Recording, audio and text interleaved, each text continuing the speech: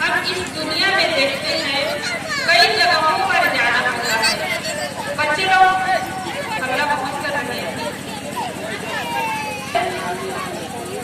कि कहीं हम देखते हैं कि मंदिरों में भीड़ लगी है, कहीं कर रहे हैं, कहीं हम देखते हैं कि रास्ते में कोई पत्थर है, भगवान का रूप दे दिया गया है, उसकी पूजा हो रही है।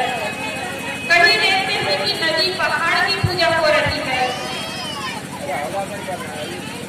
पूजा करना बुरी बात नहीं है, आप लोग नाराज ना हो, लेकिन सबसे बड़े भगवान अपने घर में है, अपने माता है, पिता है, गुरुजन है, वो भगवान है। उनकी पूजा नहीं, उनकी सेवा नहीं, और हम भगवान की पूजा करने के लिए जाते हैं तो पूजा को भगवान ही स्वीकार करने वाला नहीं है, ठीक है ना। आप उसके पास रुपये पैसे चढ़ाएंगे और घर में जो बड़े बुजुर्ग है उसको दुख देंगे, भोजन नहीं देंगे, पानी नहीं देंगे, तो भगवान कभी खुश होने वाला नहीं है।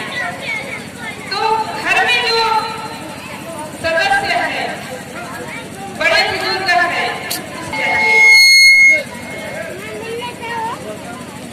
उसकी सेवा करें,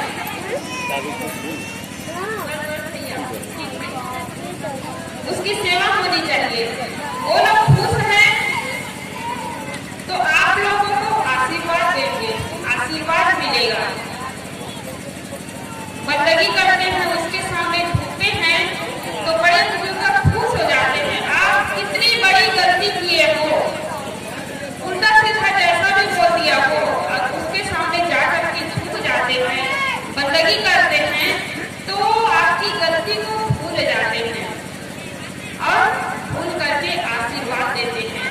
जीवन में क्या है कि भूलना सीखे और याद रख दिए हो तो वर्तमान में आपके साथ अच्छा व्यवहार कोई कर रहा है, अच्छी बात कर रहा है, अच्छी वाणी से बात कर रहे हैं, तो आप पुरानी बातों को भूल जाइए। लेकिन होता क्या है कि 10 साल बीत जाता है, 20 साल बीत जाता है, 20 साल भी नहीं, कई लोगों का तो पूरा जीवन ही चला जाता है कि भाई भाई से बात नहीं करते हैं, सास बहू से बात नहीं करते हैं। भैया थोड़ा आवाज कम करिए, आवाज कम कर दीजिए थोड़ा। तो क्या रखा है जीवन में, एक दिन सबको इस दुनिया से जाना है, तो क्यों ना हम बहुत सबके साथ अच्छा व्यवहार कर ले।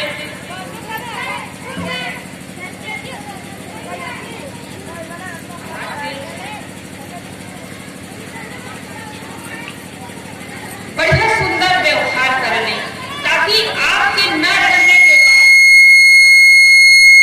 बाद काम करें, परोपकार का काम करें। सुंदर व्यवहार कर लीजिए ताकि न रहने के बाद लोग याद करें।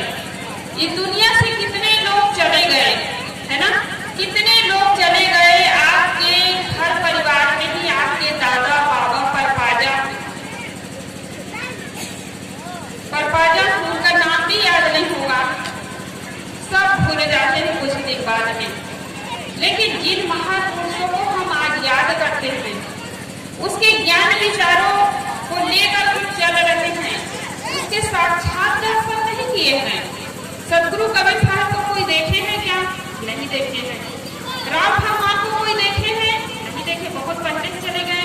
कृष्ण भगवान को कोई नहीं देखे हैं, लेकिन उनकी पूजा क्यों हो रही है, उनको क्यों याद करते? वो हमारे दादा नहीं है, वो हमारे बाबा परपाजा कोई नहीं है, ना आपके मामा है, कोई परिवार है, कोई नहीं है, लेकिन हमारे दिल में बसा हुआ है। क्यों? क्योंकि अच्छे कर्म करने के कारण कोई भगवान है, भगवान बन करके कोई जन्म नहीं लेता है, कोई महापुरुष बन करके कोई जन्म नहीं लेता है, बल्कि इसी धरती में माँ के गर्भ से बाहर आने के बाद अच्छा कर्म किया जाता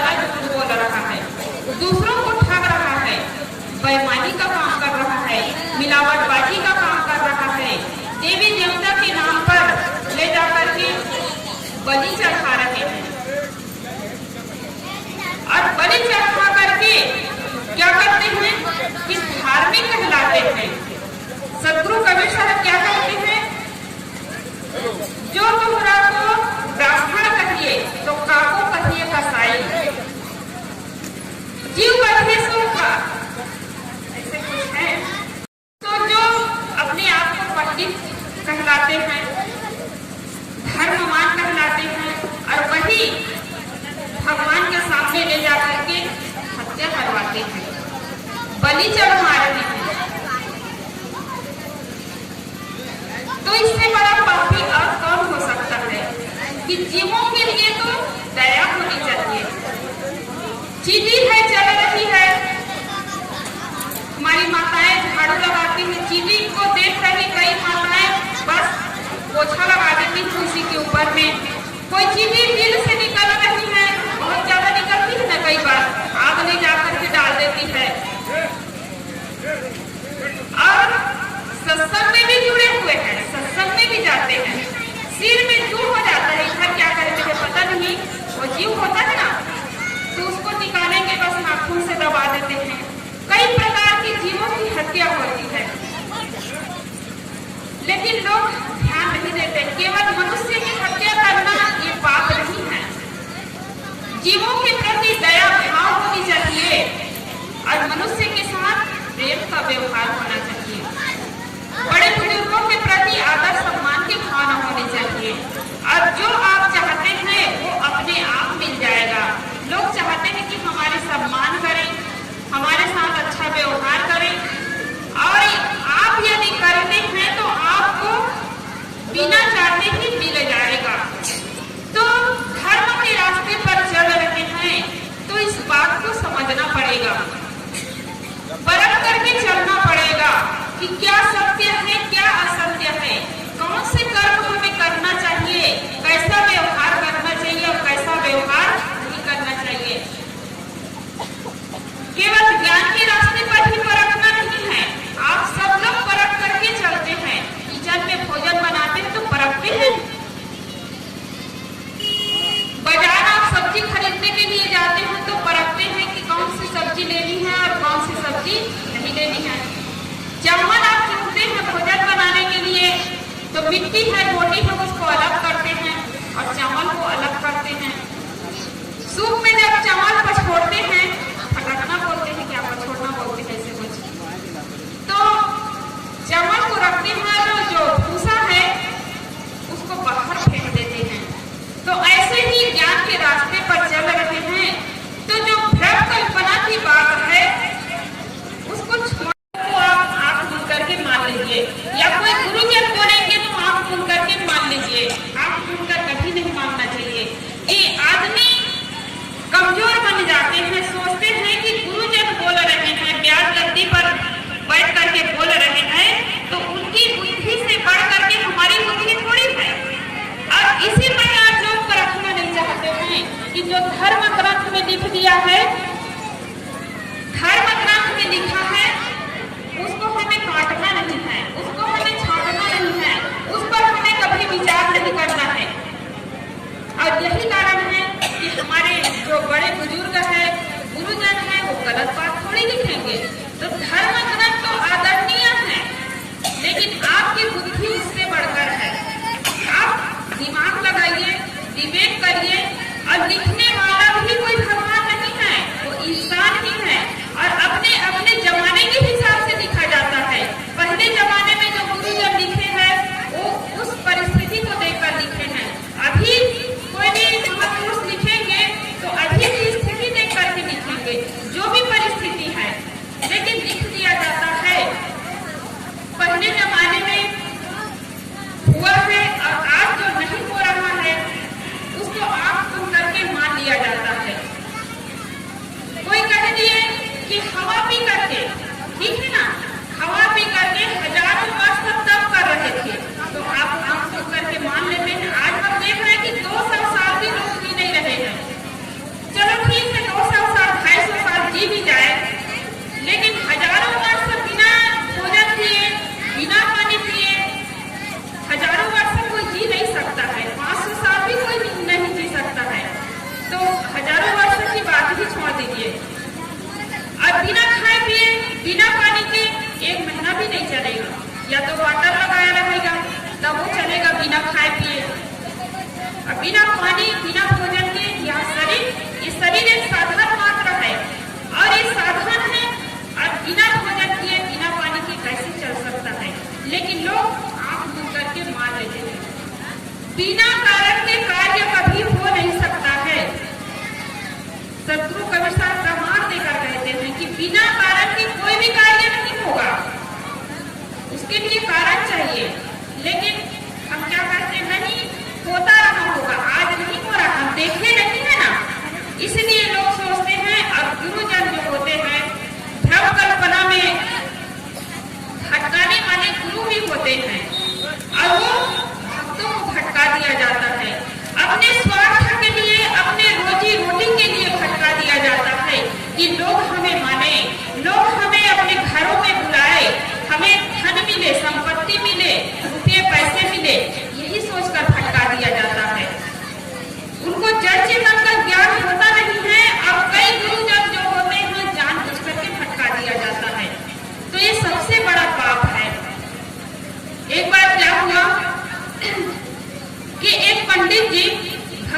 घर में जाता है।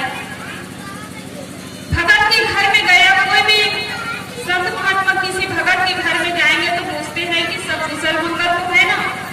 तो उन्होंने पूछा पंडित जी कि भगत जी सब कुशल मंगल तो है। तो भगत जी कहने लगा कि कहा पंडित जी इस साल तो फसल अच्छी नहीं हुई, पानी नहीं गिरा तो फसल अच्छी नहीं हुई। वह दुखी होकर के कहने लगा। तो पंडित जी को मौका मिल गया। देखिए बेचारा ऐसे ही परेशान है कि फसल अच्छी नहीं हुई, दुखड़ा हो रहा है, लेकिन पंडित जी को क्या है कि उसको लूटना है, उसको ठगना है।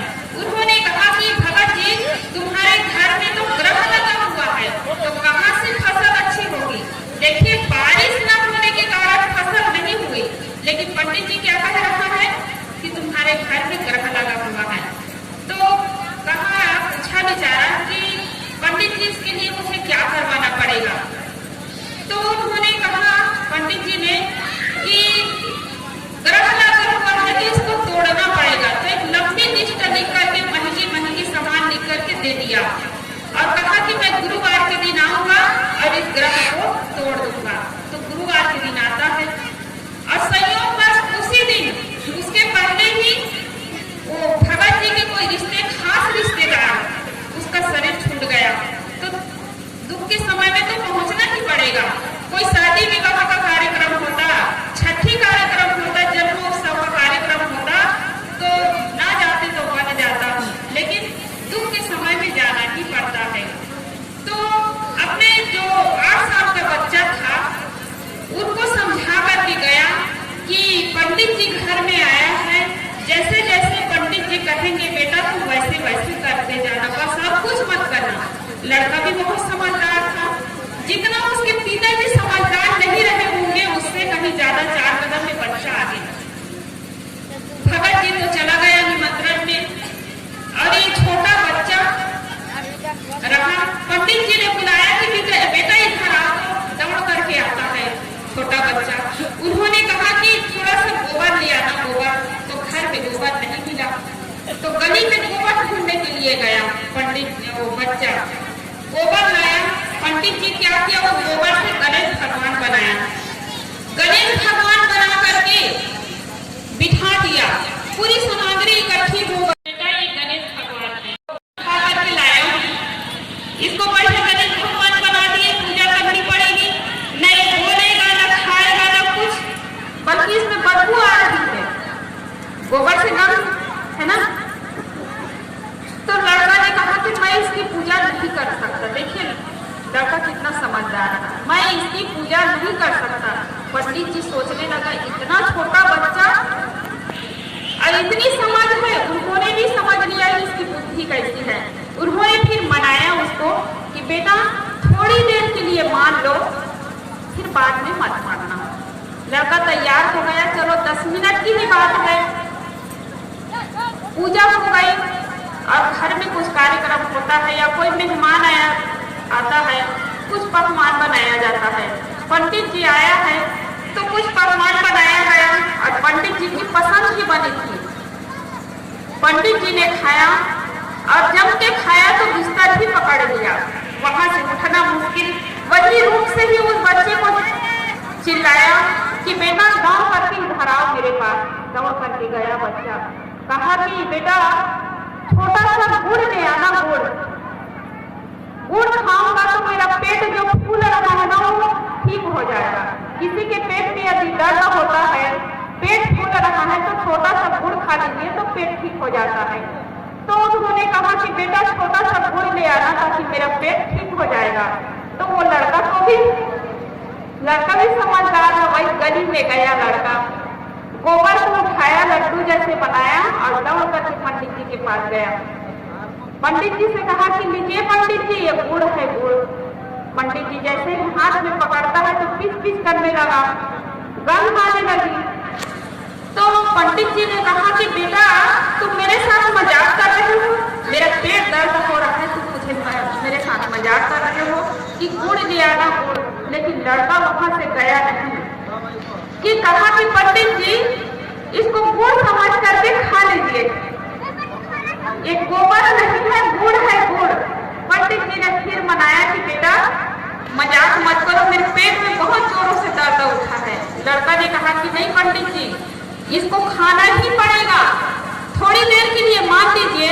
कहने लगा कि जैसे मुझे मनवा लिया कि गोबर को गणेश भगवान, वैसे आप भी गोबर को गुड़ समझ करके खा लीजिए। तो पंडित जी सोचने लगा यहाँ पर मेरी दाल गलने वाली नहीं है। बस बोरिया बिस्तर उठाया और वहां से चलते बना। छापा तिलक लगा के महाराज हो गए और ज्ञान की बात पूछे तो नाराज हो गए। तो देखिए पंडित जी की दाल वहां पर नहीं गली। छोटा बच्चा था लेकिन कितना समझदार था। क्या जड़ है, क्या चेतन है, उसके अंदर ये समझ थी। तो कोई आदमी बहुत बड़ा बूढ़ा हो जाए, बाल पक जाए, तो हम ये ना सोचे कि तब तो बूढ़ा है लेकिन मन बूढ़ा नहीं है। मन को हमें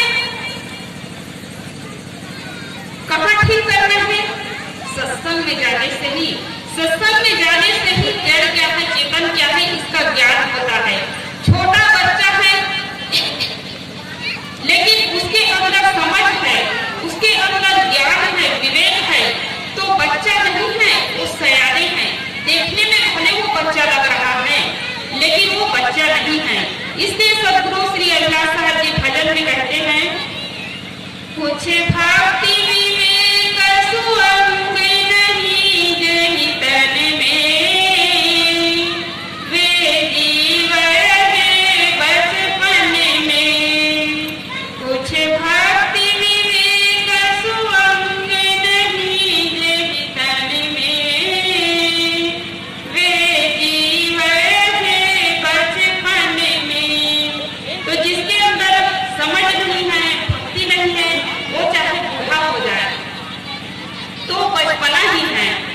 गुड़िया गुड़वा का खेल जो हम पूजा करते हैं, सजाते हैं, तो ये हमारा मन बचपना ही बना हुआ है। तो दुनिया का ज्ञान तो लोग करते हैं, टीवी में देख रहे, आज ये हर आदमी ज्ञानी है, न समझ नहीं है, सब लोग समझदार है। आज दुनिया की खबर ले रहे। आज जितने यहाँ पर बैठे हुए हैं, कुछ हमारी माताओं के पास भी होंगे, मोबाइल सबके जेब में है और मोबाइल से दुनिया का खबर ले रहे हैं। पूरी दुनिया जो है एक आंगन में सिमट गई है, लोगों की मुट्ठी में हो गई है। बिस्तर में पड़े पड़े, कुर्सी पे बैठे बैठे देश के कोने कोने की खबर ले रहे हैं। लेकिन जो दुनिया के खबर देने वाले भी है और ये मोबाइल बनाने वाले हैं, टीवी बनाने वाले हैं, हर चीज की सुविधाएं तो हमें विज्ञान ने दी है, सारी सुविधाएं दी हैं।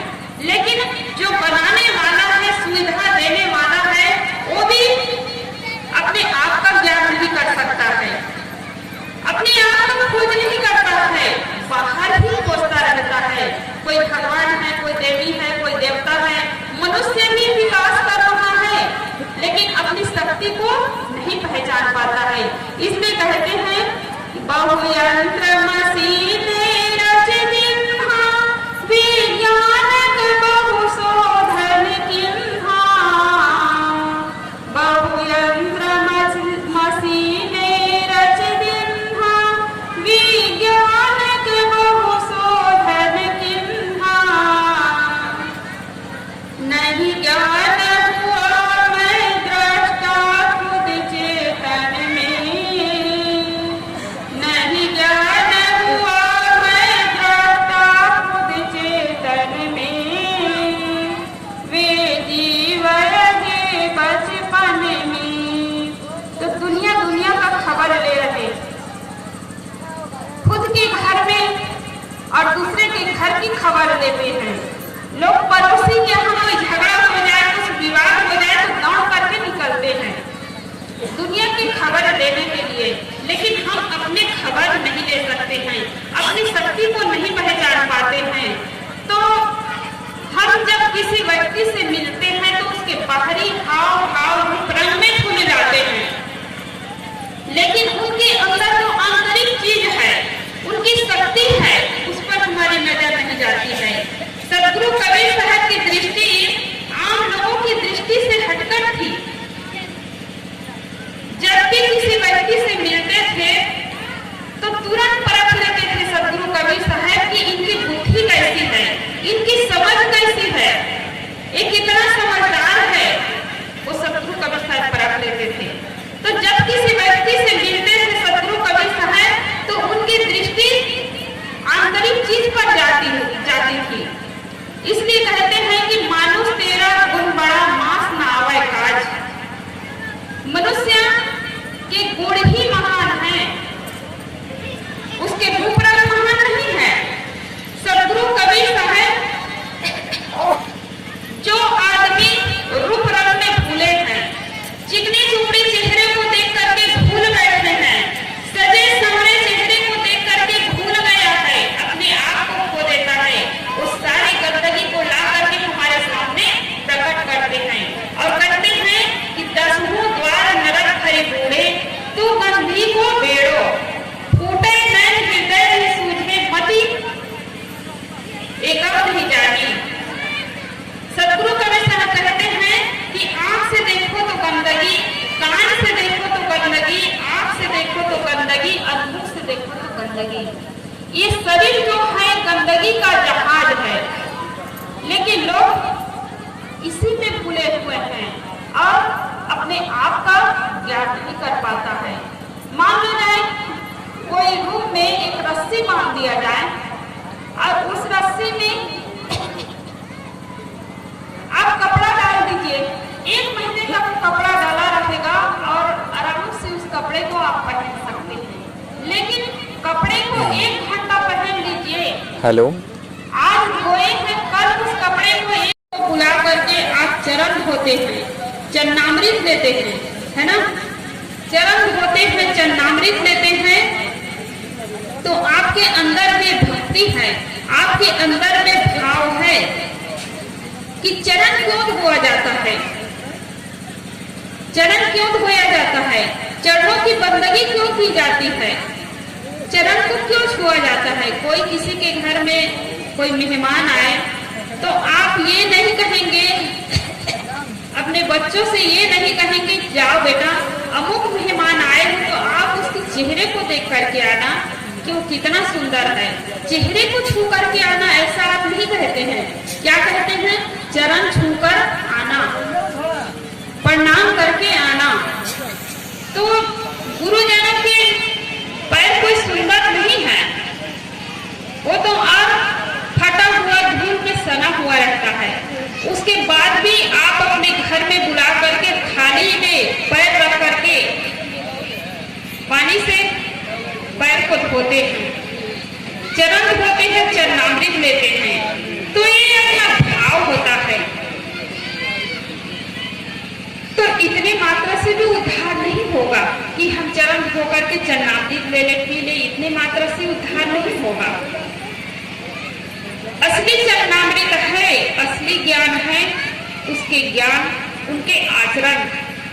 सदगुरु श्री पूरन साहब जी ने कहा है, तिनको चरणों दक सही तिनको महाप्रसाद, तिनको दर्शन नित्य सही जिनकी मिटी उपार। जो दुखों से मुक्त हो गया हो, जो विकारों से मुक्त हो गया हो, ऐसे गुरुजनों के ज्ञान को अपनाने से, उसके वंदना करने से, उनकी सेवा करने से हमारा कल्याण हो जाएगा।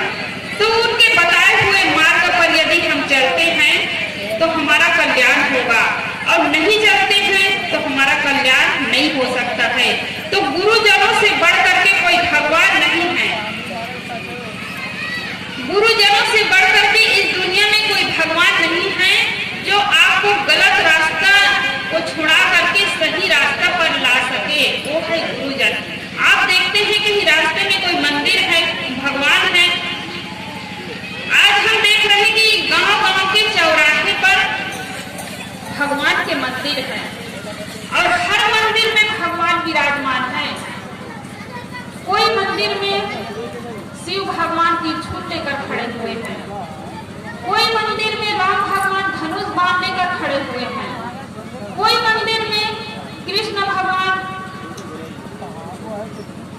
सुदर्शन चक्र लेकर खड़े हुए हैं, बांसुरी लेकर खड़े हुए हैं। कोई मंदिर में विष्णु भगवान सुदर्शन चक्र लेकर खड़े हुए हैं, फिर भी आदमी भटक रहा है, सही रास्ते पर नहीं आ रहा है। फिर भी आदमी पाप करते चले जा रहे हैं, पापों से मुक्त नहीं हो पा रहा है, क्योंकि भगवान की पूजा केवल नाम मात्र करते हैं, केवल दिखावा मात्र करते हैं। और भगवान की पूजा करने के लिए जाते हैं, रोज पूजा कर रहे हैं, उसके बाद भी मन में शांति नहीं, जीवन में सुख नहीं। क्यों? क्योंकि आदमी जब भगवान के पास जाता है तो क्या मांगता है पता है? जिनके पुत्र नहीं है तो कहता है कि मुझे भगवान पुत्र दे दीजिए, मुझे धन दे दीजिए, मुझे 4 मंजिल का मकान दे दीजिए, गाड़ी दे दीजिए, बंगला दे दीजिए। तो ये जितनी चीजें जो मांग रहे भगवान से, वो सारी चीजें यही छूट जाने वाली हैं।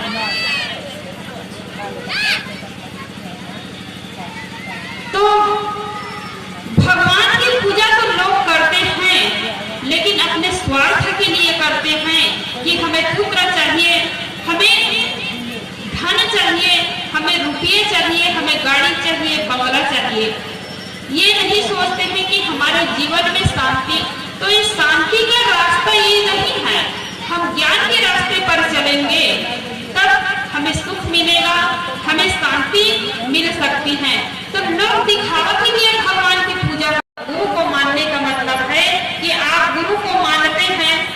अभी आप सत्संग सुनने के लिए आए हैं, संतों से जुड़े हैं, तो संतों को मानना अलग बात है और संतों की मानना अलग बात है।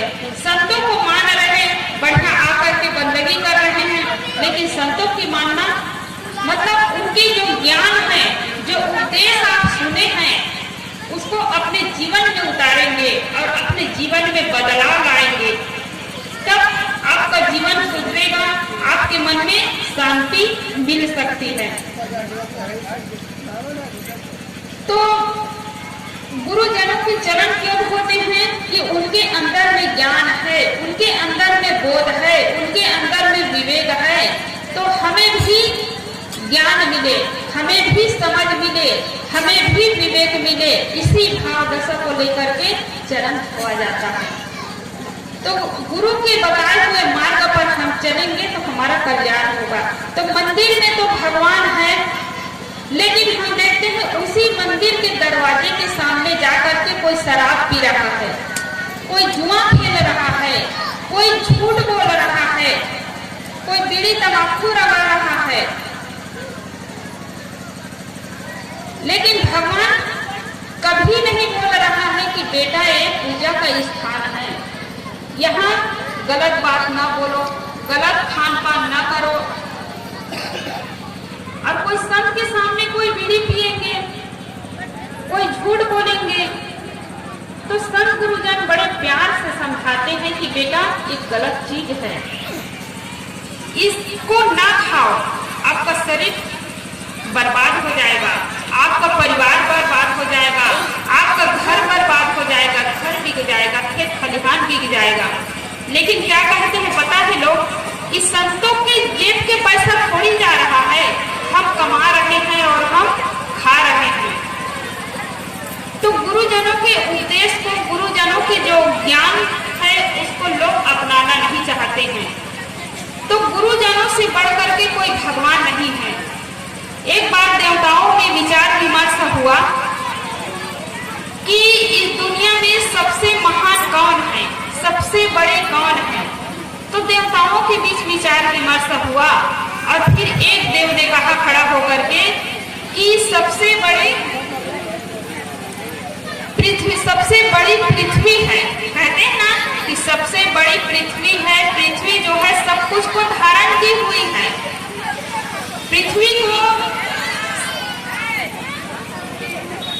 तो एक देव ने क्या कहा कि सबसे बड़ी ये पृथ्वी नहीं है। माताएं आपस में बात ना करें तो अच्छा रहेगा, बाद में बात कर लीजिएगा।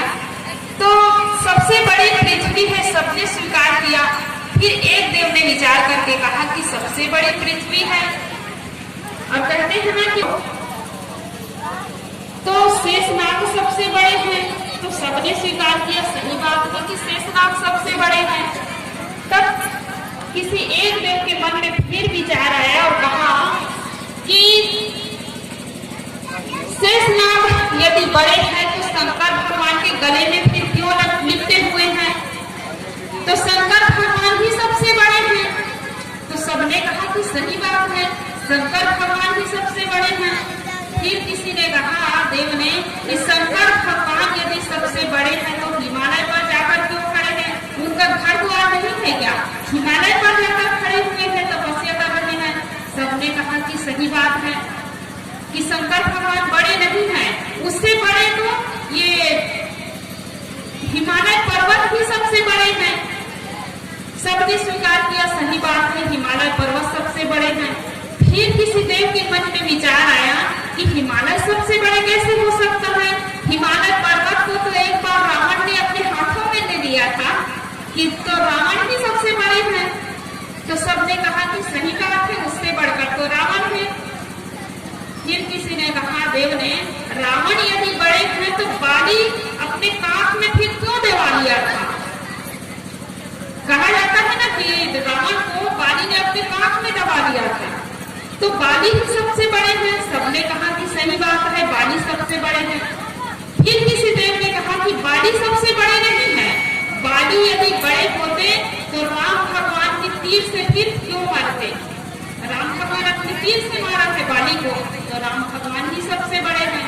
सबने कहा कि सही बात है, सबसे बड़े राम भगवान है, तीनों लोगों की करता धरता है। फिर किसी देव ने कहा कि राम भगवान यदि बड़े होते तो गुरु के चरणों में क्यों पड़ते? गुरु के चरणों में फिर क्यों झुकते? इसलिए कहते हैं कि पृथ्वी कही मैं सबसे बड़ी तो शेष के सिर पर क्यों खड़ी? शेष कहे मैं सबसे बड़ा तो शंकर के गले में क्यों पड़ा? शंकर कहे मैं सबसे बड़ा तो हिमालय पर जाकर क्यों खड़ा? हिमालय कहे मैं सबसे बड़ा तो रावण के हाथों में क्यों पड़ा? रावण कहे मैं सबसे बड़ा तो बाली के तीर से क्यों मरा? रावण कहे मैं सबसे बड़ा तो बाली के काख में क्यों पड़ा? बाली कहे मैं सबसे बड़ा तो राम के तीर से क्यों मरा? और राम कहे मैं सबसे बड़ा तो गुरु के चरणों में क्यों पड़ा? संत सहायक जीव के संत ही पार लगाए और सेवा होए नहीं जो भ्रम भगाए। जब केकई माता कहने लगी राम भगवान को कि तुम्हें 14 वर्ष का वनवास जाना है, शाम को पता चला कि राज तिलक होने वाला है सुबह, और सुबह ही पता चल गया उनको कि मुझे वनवास जाना है। तो राम भगवान सुनकर के गुस्सा नहीं हुए, क्रोधित नहीं हुए, बल्कि वो सकारात्मक सोच अपने मन में लाए और खुश होकर के मुस्कुराते हुए कहा कि माँ, मेरा ये सौभाग्य है कि मुझे वनवास जाने को मिल रहा है। इससे बढ़कर के सौभाग्य मेरे लिए और क्या है कि मैं जंगल में जाऊंगा तो गुरुजनों के दर्शन करने को मिलेंगे, ऋषि मुनि के दर्शन करने को मिलेंगे और मुझे कुछ ज्ञान सीखने को मिलेगा, ज्ञान सीखने को मिलेगा।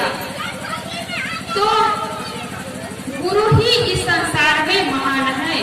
तो हम सब बड़े सौभाग्यशाली हैं कि आज हमें गुरु मिले हैं, धर्म ग्रंथ मिला है, सत्संग मिला है, ये मानव जीवन मिला है। और मानव जीवन मिलने के साथ साथ हमें सत्संग भजन करने का भी सौभाग्य मिला है। तो मानव जीवन पाकर के हमें विचार करना है, विवेक करना है कि हमें कैसी वाणी से बात करनी चाहिए, क्या खान पान करना चाहिए। तो घर के जो बड़े बुजुर्ग हैं, घर के जो सदस्य हैं, पड़ोसी हैं, सबके साथ सुंदर व्यवहार करिए, प्राणियों के साथ दया का व्यवहार और मनुष्य के साथ प्रेम का व्यवहार करिए, तो पूजा करना सार्थक हो जाएगा। सतगुरु श्री अजलास साहब जी ने कहा है कि दया रत्न को तजकर समझा नमाज खाली है, प्राणी से बैर बनाकर ईश्वर पूजा जारी है। तो घर में जो सदस्य है उसके साथ यदि अच्छा व्यवहार करते हैं, बड़े